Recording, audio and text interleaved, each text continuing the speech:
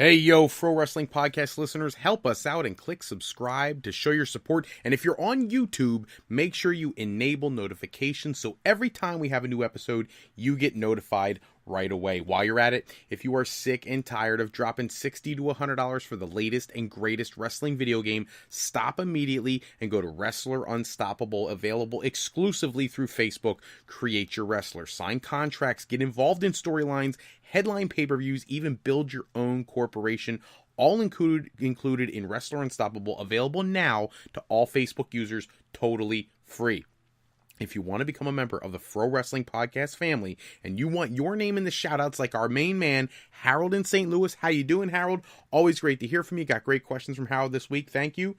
Check out our Patreon page at www.patreon.com/Pro Wrestling Podcast and sign up today for the month of January. As always, any $25 contributor for the month will co-host an episode of Going Live with me, and our $10 a month contributors will be entered into a drawing for one winner to also co-host an episode of Going Live.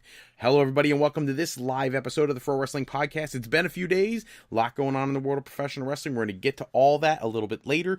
Don't forget fan voting in the newest tournament offering, which was the greatest wrestlers of the Monday Night Wars. It is live now. Go to frowrestling.com and cast your vote. Get those votes in. I'm going to wrap up round one later tonight, midnight tonight. I'm going to wrap that round up, move on to round two. If you have questions, comments, things you want to ask throughout the week, we're going to shift this a little bit from what we've done in the past. If you want to leave a message in our talk to text service for me to respond to, go to our Pro Wrestling sound off line at 267-642-1160 to give us questions, comments, concerns, feedback, anything you'd like to give. In addition, I'd like to ask my listeners for a couple things here. One, when you tune into YouTube, do me a favor, shoot a comment on there. Tell me what you thought of the show. Those comments help us get further up into the searches, and we can get more people attracted to the podcast, which of course helps me grow the podcast, but it also brings great conversation to our episodes, which I'd love to see. In addition, if you want to be included, your comments to be on live as we're doing in the episodes, we're shifting our focus to the Spreaker chat function found at ProWrestling.com when you scroll to the page, the part of the page that has the podcast, or if you go directly to Spreaker.com or to the Pro Wrestling Podcast main page at Spreaker, so you could talk to me immediately while I'm doing the podcast episode, and it shows up right in the software in front of me, so I can respond to you immediately. So if you get an opportunity, check that out and do it that way. Our buddy John from Hatfield is always on our chat function. Thank you, John. You're one of our most loyal listeners. He's always on our live episodes, and it's always great to hear from John in Hatfield as well. If you are new to the Pro Wrestling Podcast, if you've never listened to our show before and you want to see what it is that we're going to talk about, go to frowrestling.com. There is a preview of all the topics that we're going to discuss in every episode of the show. It's a great way to come up with questions and comments that you want to submit to the sound off line so that we can address them during the show. And when you do that, I'd be more than happy to give you credit for the questions you ask. Harold is great. Harold, buddy, you're awesome. He's always sending me conversation, and I sometimes wonder if these episodes would be as jam-packed with energy for me if I didn't get the conversation from Harold. He's one of my most loyal followers, and I really, really appreciate everything he contributes to the social show. So thank you, Harold, for everything, as always, buddy. Love hearing from you. So we're going to get started tonight. There has been so much going on this week. Is relatively hectic week, and I'm just going to put this out there at the beginning. Some of what we're going to talk about is going to be very sensitive. Because those who are obviously diehard wrestling fans know that Enzo Amore is not in a good way this week, so we'll discuss that in detail as best we can. But you guys also know that like a big segment of my audience is the younger audience, and I'm going to keep it clean for them, so I apologize if people are looking for gruff conversation. I'm not that guy. But I do want to address things that I feel are very, very important. So we're going to start with that. We're going to go right for that. Enzo Amore. So for those who do not follow mainstream wrestling press and you rely on the Pro Wrestling Podcast for that, I appreciate your coming to the site, and we're going to address Enzo Amore being accused. And I think it's very, very important to emphasize that he is accused. He's not proven guilty. He has not admitted anything of performing aggressive, inappropriate sexual content with a young lady in October of 2017, sexual assault. I'm using those terms for a reason, basically because of my audience. And that he is being investigated by the police force down in Arizona. And this is a serious, serious situation. There have been videos released on Twitter. This woman has given her opinion of what happened. If something were to have happened, I think it is absolutely critical that fans know that. I saw people online that were making light of the fact that this woman made these claims and immediately jumping to Enzo's defense. Here's the thing, people, and don't get me wrong. Those who know me know I'm a social studies teacher. I believe in the Constitution. I believe in your right to be innocent until proven guilty. All that. So that's why I said what I said at the beginning. He's accused of something, suspected of something. However, at the same time, that woman has the right to not be accused of being, and not to be judged as being a liar. She has a right to prove her side as well. I don't know. I wasn't there.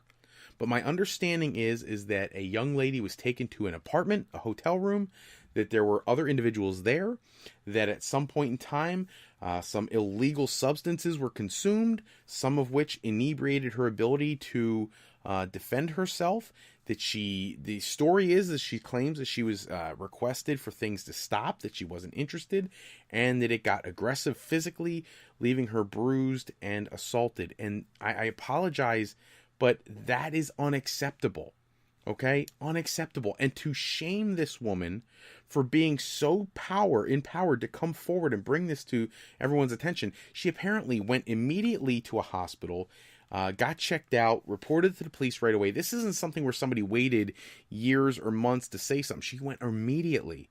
And then to cap it all off, this investigation has been going on since October, and Enzo never told WWE. WWE didn't know about it until they were being contacted by places like TMZ, etc., to see what their reaction was. So the end result is Enzo was initially suspended pending an investigation, and now he's been fired. And he is obviously no longer the Cruiserweight Champion. They addressed that on 205 Live. There will be a commissioner of 205 Live appointed next week who will determine what to do with the Cruiserweight Championship. And at the end of the day, what I hope comes of all this is a couple things. First off, people in a position of power, and I hate to be so political on a wrestling show, but people in a position of power need to not abuse that power. So if something actually happened to this woman, I hope they nail Enzo to the wall to the fullest extent of the law. If Enzo is innocent, I also hope that this woman would be held to the letter of the law for false allegations, defamation of character, slander, and all those things. So that's where I'm at with this issue. Whoever is being honest, I want them to get restitution for the offending party. And I think that's the most fair way I could say that. So for anybody who has not been following that story, that's where we're at right now. It's an investigation. The police apparently are wrapping up. They're waiting for results from a lab of some sort to make their determination if charges will be filed. Charges have not even been filed. And this took place back in October. So that should tell you how this is not an open and shut case. So we'll have to keep our eyes on that. I applaud WWE for doing the right thing, eliminating Enzo from the locker room. Look, this guy has had a storied history of being a pain in the neck for WWE for a couple years anyways. You know what? It was time to cut loose. Just get rid of him. Get rid of the dead weight, move on, and plan your 205 Live brand around somebody else who is not going to bring so much negative publicity to your company. Another big headline this week, CM Punk was brought up during the post-pay-per-view new press conference for UFC, having their big Daniel Cormier fight this past weekend, and Daniel White addressed CM Punk's UFC future, and he said how much he likes that dude, and he wants another chance, and he's going to give it to him. So that seals the deal. Anybody who was hoping to see CM Punk return at the Royal Rumble, not going to happen. Dana White has made it clear CM Punk will get one more shot in the UFC. Now, the question I have is, who do you put him against? CM Punk, clearly he wasn't ready for Mickey Gall. It has been a little while, so hopefully his skill set has increased at some level. But at the end of the day, who do you put him against? There's not a lot of people who are going to draw buys, which, let's face it, it is a business, and that's something they need. So you got to put somebody out there who's going to draw a crowd and who is going to deliver in the actual in the actual octagon. You can't just put some guy out there who's going to get pummeled because you want to make Punk look good. So that's not going to work either. So I'll be very curious to see how they handle this going forward. The other big story of the week was, Roman Reigns being implicated in a performance-enhancing drug situation. A huge PED supplier was arrested, brought up on charges, and he made statements that he supplied all these important people. Now, I don't know what to make of this. I know Roman has a history, but he claims to have learned from that. Then again, what else do you expect him to say? Do you expect Roman Reigns to walk out and be like, "That's right, I was one of his customers. I'm a PED user. Suspend me, get rid of me"? I don't expect that either. But what I am wondering here is that the people that were chosen by this guy to claim as being customers of his, clients of his, were pretty much a who's who of people who've gotten real buff real quick in Hollywood, or big jacked up wrestler like Roman Reigns. They implicated Matt Damon and people like that, who bulked up for different movie roles and things of that nature. So I wonder if this is legit, or is this something where somebody was trying to grasp for names to make headlines, to try to deflect some of the attention a bit away from their own misdoings. I don't know. I don't know what their motivation would be for lying about it. There was no indication of when the PED use supposedly took place. It could have been back when he was initially had an issue with this. We don't know. We have no idea. But that was the big news, and WWE kind of swept it under the rug. So at this point in time, WWE is not planning on pursuing any kind of punishment for Roman Reigns unless something becomes more concrete that he actually did something since his first issue with performance-enhancing drugs. I pray to God that the guy has nothing to do with PEDs, because let's face it, his career, that's like one of the last things that he needs right now. Other stories. I'm going to bounce around a little bit here because it has been about 10 days since we put up an episode, and I want to get you guys as much information as I can. American Ninja Warrior, for those people who watch the show, I watch it all summer with my kids. We love watching the show. One of their legendary stars, Casey Catanzaro, has been a huge personality on that show. It was reported, included on this podcast, that she had signed with WWE last summer. Well, now officially this past week, she reported to Performance Center. Her picture was taken in an NXT shirt established in 2003 or whatever it says, which was fabulous to see, or 2013, I apologize, I said 2003. She is there, as well as all the other new signees. Ricochet has reported to the center. War Machine is at the Performance Center. Candice LeRae, who is former World's Most Beautiful Tag Team partners with Joey Ryan, also reported the Performance Center. I would not be surprised to see Candice LeRae show up at the Royal Rumble. I would love to see War Machine show up on the Monday after the Rumble to really spice up that Raw tag team division. I don't expect that to happen. And the big thing is, somebody asked me, would I send... I got an email this week, question asked, and I apologize. If you send me questions, please give me a name. The Sound Off line, 267-642-1160, allows you to send me questions, but it doesn't tell me your name. It gives me a phone number, and I don't even think it's your phone number. I think it's like a generic phone number that they use so that you get to keep your stuff private. If you want me to give you a shout-out, put your name on there. I have no problem giving you a shout-out. I love giving shout-outs. John in Hatfield, Harold in St. Louis. You know what I mean? So, by all means, do that. Nate in Sellersville. By all means, do that. But make sure you put your name there so I can give you credit for asking the question. But the question was asked of me, would I take Ricochet and put him on the main roster on Raw? Would I put him on SmackDown and have one of those dream matchups with AJ Styles? Would I put him on 205 Live because he's tiny?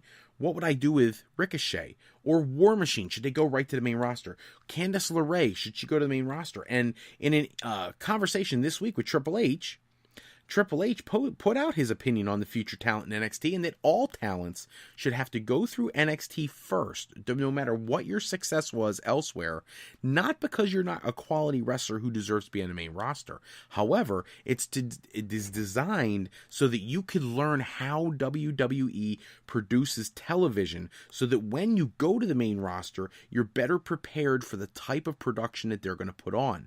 And I actually appreciate that he's very clear about that. AJ Styles was an anomaly.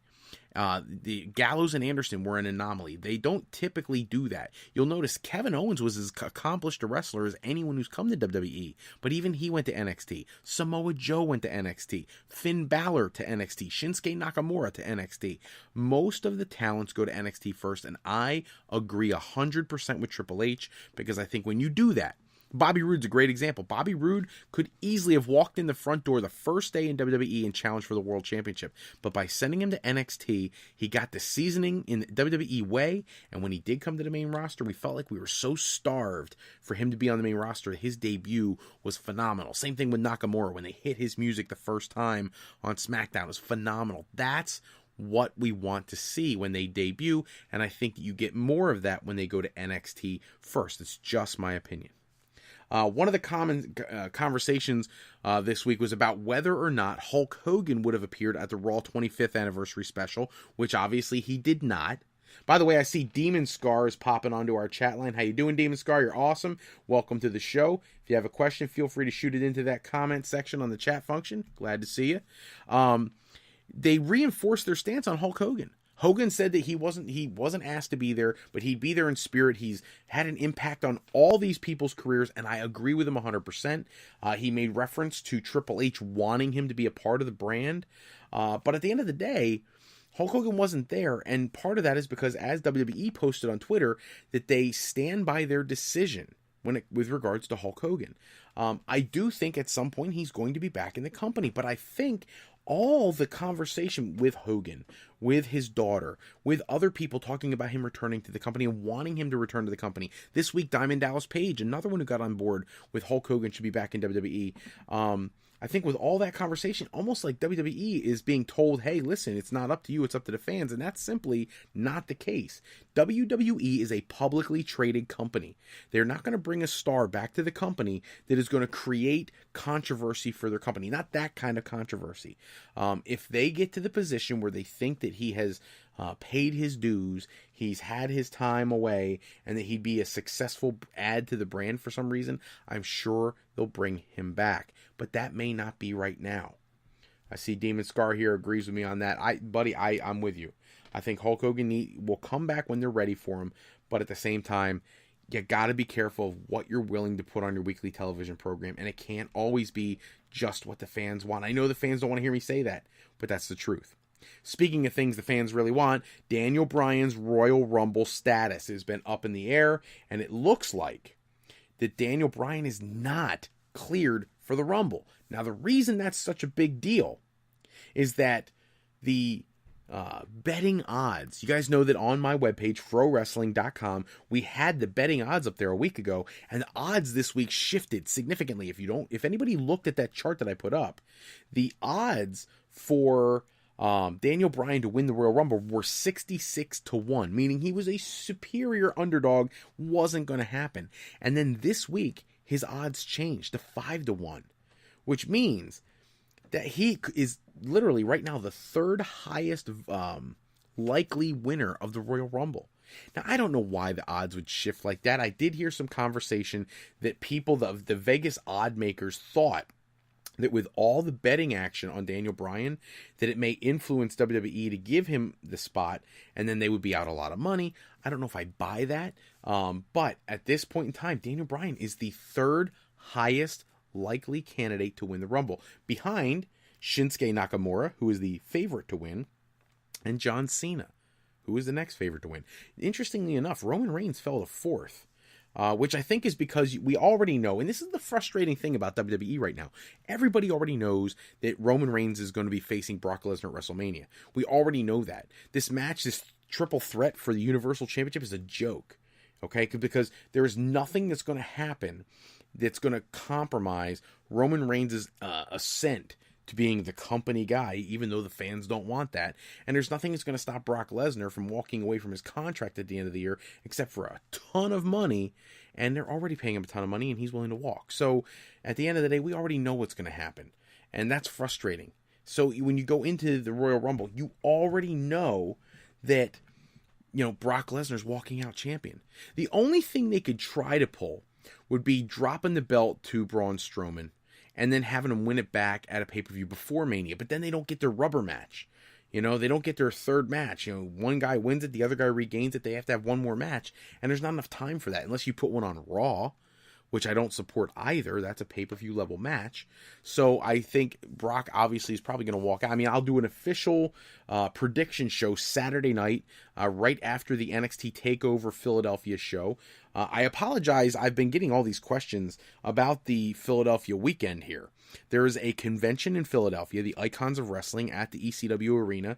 There is NXT TakeOver Philadelphia. There's the Royal Rumble. There's Raw. There's SmackDown. Like, everything's going on in Philly for the next week, and I am not going to be able to be there. Not because I wouldn't love to be. I'd die to go to this one. This is a big one for me. However, I got other responsibilities, and I want to make sure I'm here with you guys. I don't want to be sitting in a hotel bar somewhere waiting for wrestlers to walk in, hoping to say hi to them and take a picture to put on my webpage. I would love to be doing that, don't get me wrong, but I'd much rather be on Twitter during the pay-per-views, put up my information, give my reaction to matches, congratulate the Royal Rumble winners, and, talk to you guys, and then have an episode. That's what I'd like to do, because I want to deliver the most on-time information I can during a big pay-per-view like the Royal Rumble. So I will not be attending those events, at least as of right now. That's the plan. So want to get that out of the way. But yes, Daniel Bryan apparently is one of the favorites now to win the Rumble. Don't want to forget, for those who just tuned in, that's what we're talking about right now. Bobby Roode. In the news this week, having a conversation about who his highest, most desired WrestleMania opponent is. Kind of a surprise to me, because a lot of times these wrestlers, when they talk about things like this, they're talking about opponents that are in their league right now. So Bobby Roode, I would expect Bobby Roode to say something like Shinsuke Nakamura or AJ Styles or something of that nature. And I'm not taking anything away from those wrestlers, but John Cena is the face of the franchise for the last umpteen years, and that's who Bobby Roode would like to face for the United States Championship. And I'm going to tell you something. I know that the plan, and yes, this is a part of a later conversation, but I know what the plan is for WrestleMania for John Cena, or at least what they're saying right now. And when I hear Bobby Roode versus John Cena, I actually get excited about that. I think that would be a fantastic reason to build around that match, is that United States Championship. John Cena brought so much prestige to that championship. I think it would be very interesting to see how that plays out. So we'll have to keep our eyes on that. Obviously, I don't think that's not going to happen this year. That'll lead me to my next point. That's not going to happen this year, but it's definitely a match I want to see down the road at some point. I don't know. I think I'd prefer Bobby Roode be the heel in that match, obviously, even though he's so over as a babyface right now. But definitely a match we need to see. And that leads me to the Undertaker's promo on Raw 25. Here's the deal. A lot of people speculated that was a retirement promo. Other people said that he was putting people on notice. If I watched that, I actually saw a thing this evening on eWrestlingNews.com. I want to make sure I give them credit for this. They were talking about how The Undertaker was kind of thrown off because he didn't realize how small the venue was. He wrestled there on the first episode. How do you forget that? But either way, the current plan, as of this writing, is for The Undertaker to face John Cena at WrestleMania. That's the plan. If it changes, it's not going to be because they didn't have a plan in place. It'll be because The Undertaker physically is not able to go.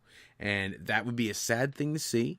I'm not ready to give up on The Undertaker. I thought he looked fantastic, at least physically. I don't know if anybody noticed, but when he was standing in the ring and spinning in a circle, he looked so thin. And he not in a sickly way, but in like a buff kind of way.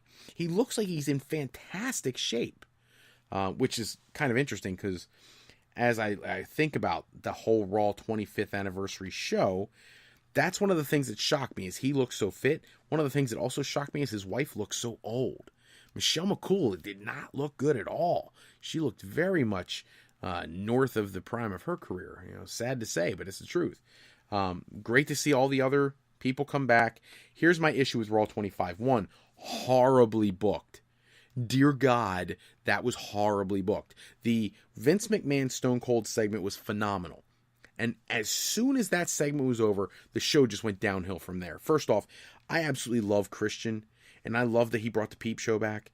But at the end of the day, he got to talk for maybe 30 seconds, and then the rest of the segment was The Bar, Jason Jordan, and Seth Rollins. And I hated it.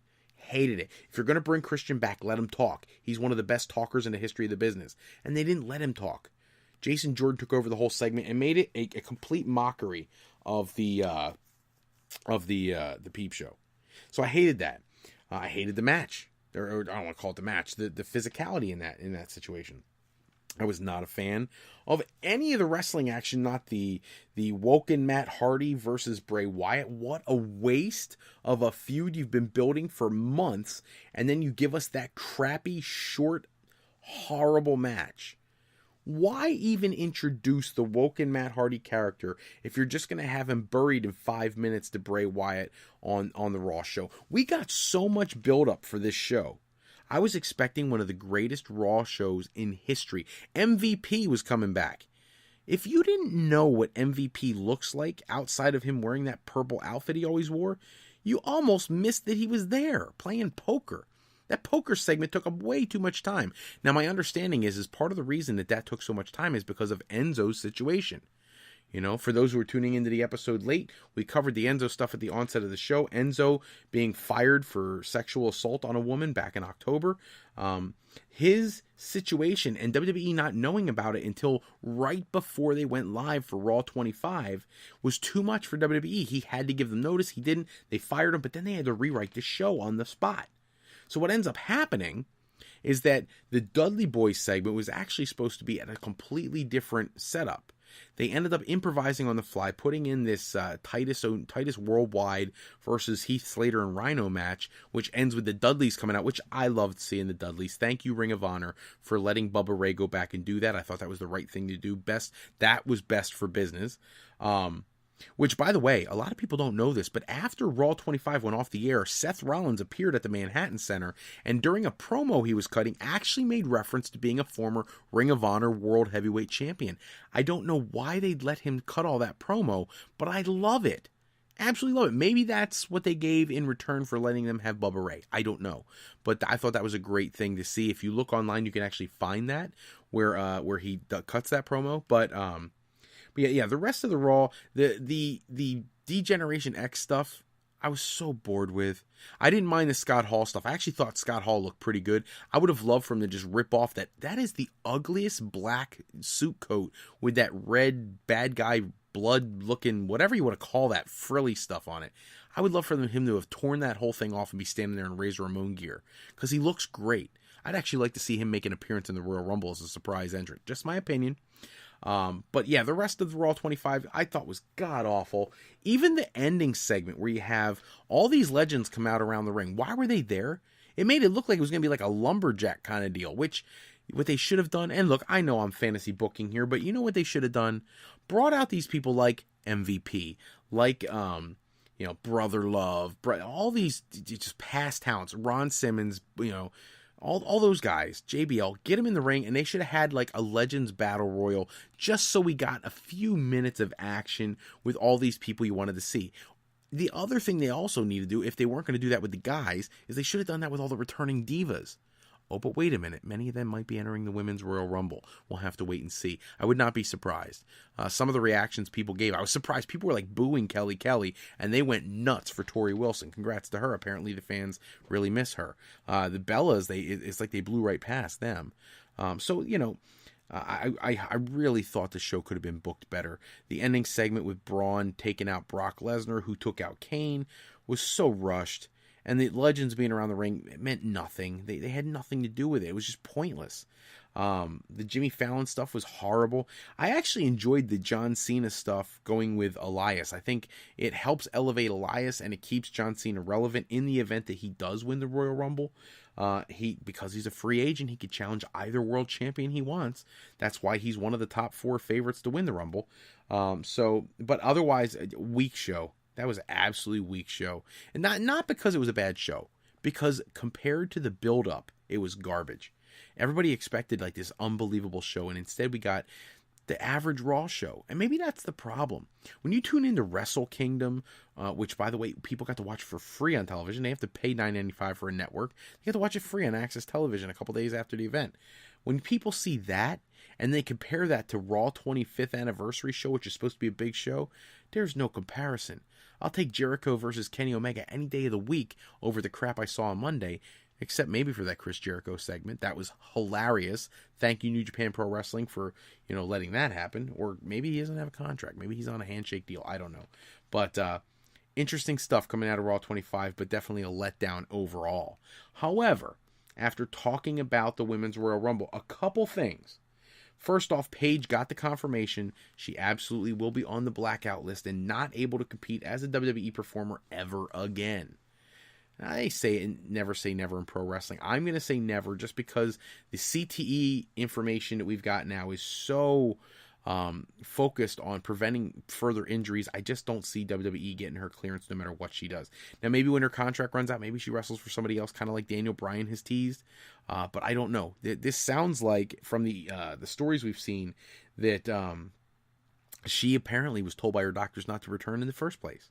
Then not only does she return against doctors' orders, but she gets hurt again. So it sounds like Paige's career is over as an in-ring performer, but I think she has a lot to offer in the way of a manager, or whatever you want to call that, a mentor for her Absolution group. I think that they need to focus more on that group. It's like they're burying the group, so we'll have to see. However, related to the Women's Royal Rumble, Stephanie McMahon's role has been revealed. So it was reported today that Stephanie McMahon is going to be on commentary for the Women's Royal Rumble. I'll tell you why I think that's interesting. I think what would be a fantastic angle, if they are not planning on Ronda Rousey facing Asuka or Ronda Rousey facing Charlotte, those are the only two I would put her against. If those are not going to happen, I want you to picture this for a moment, that in the Royal Rumble, Ronda Rousey comes out, and at some point, she cleans out the ring. She's the only woman standing. The timer counts down, and when the buzzer goes off, because of the history at WrestleMania in the past, Stephanie McMahon runs into the ring and eliminates Ronda Rousey, setting up a match between The Rock and Ronda Rousey versus Triple H and Stephanie McMahon. I think that is easily something they could put in the works. I think that could be a big part of what they do if they go away from either the 4 horsewoman match that they've been talking about, or Rousey challenging one of the big females for one of the championships. I'll be curious to see. Triple H has been very vague about Ronda Rousey, saying that nothing's on paper yet. He had dinner with her agent and her till a week and a half ago. So I think it's very obvious at some point she's coming. It's just a matter of when, not if. Somebody else who is absolutely coming, has been at the Performance Center all week, is EC3 from Impact Wrestling, has re-signed with WWE. He's had to cancel a booking on the day of the Royal Rumble. It's very curious. In addition, because of all the hoopla over the broken Matt Hardy gimmick, EC3 is allowed to keep that moniker when he comes to WWE. Now you gotta wonder, does WWE really want to keep that name EC3, where they got to try to explain it to people? They were welcoming of Dixie Carter last year when she participated in one of their Table for 3 moments. Or did they make him go back to the Derek Bateman character he was when he was in Florida Championship Wrestling NXT in the past? I'm not sure what they do with that. But I'm thrilled that he's in WWE. It sounds like Bobby Lashley is not far away either. It is now sounding more and more like Eddie Edwards may re-sign with the company. Laurel Von Ness is now officially gone from Impact Wrestling. The theory is she'll be coming to WWE, that they're very much interested in her. And there's other people who are talking about leaving Impact Wrestling. They better figure something out. They got to sustain the momentum that they've been building. So we'll have to see what's going on with that. For me, I think the biggest thing they could do with EC3, I think you leave him as EC3, because I think one of the things that adds to the quality of the wrestling content is almost like the rivalry between the different companies, the different brands. WCW versus WWE only got more intense when WCW started directly acknowledging their competition and pretty much spitting on their competition. I'm not advocating for that, but what I'm saying is people tune in more when there is controversy. That's where Eric Bischoff got that idea. Controversy creates cash. He's right. And so I think acknowledging EC3 as a former Impact Wrestling star, I would not call him that. I call him a former TNA star, because TNA is gone. So I would call him a former TNA champion, and bring him in. Acknowledge his past, and then make him a focal point of the roster. Ricochet already looking like he's setting up a feud when he gets ready to go down at the Performance Center. I'll be interested to see what they do with him, but it sounds like he will be going there first. And my only concern with the with War Machine being there? Because I got this question a few minutes ago, and again, Demon Scar is still with me, but this other guy did not put a name up. I got a period, and that's it. So if your name is period, whatever. And this is he sent it into the sound off line here. He said, "Do we really want to see War Machine in NXT when we already have Sanity there?" Well, how long are we going to keep Sanity in NXT? Kind of the same thing with the Authors of Pain. We need a new tag team down there so that you can get those two teams to the main roster. I would not be surprised to see the Authors of Pain in the Royal Rumble. Not surprised at all. Or Sanity. They could all be debuting in the Rumble. And I would be perfectly okay with that. I think they've done everything they could possibly do for the NXT brand, both of those teams. And one to each one of the brands would be a great addition to help WWE's tag team division. I got Demon Scars complaining, saying TNA is gone. It's gone downhill. They have. The quality of their shows, actually, lately, though, if you follow the updates for the TV tapings that are going to take them all the way through March, it sounds like they're putting together some pretty good product. The problem is they're losing all their talents. So even if you put a great situation together on tape, if your talent's leaving, that's the end of it.